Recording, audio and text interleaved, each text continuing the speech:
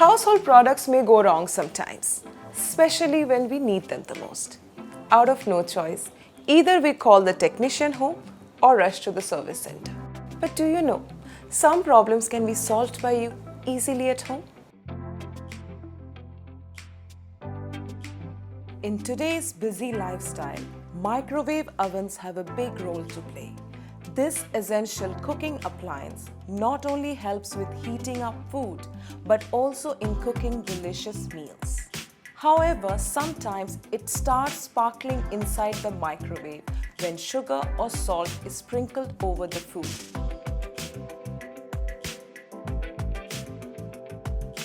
This happens when the microwave oven reflects any crystal formation inside. It is advisable to avoid sprinkling of sugar or salt on food before reheating. These simple steps can be used for other Bajaj models as well. Hope this video helps.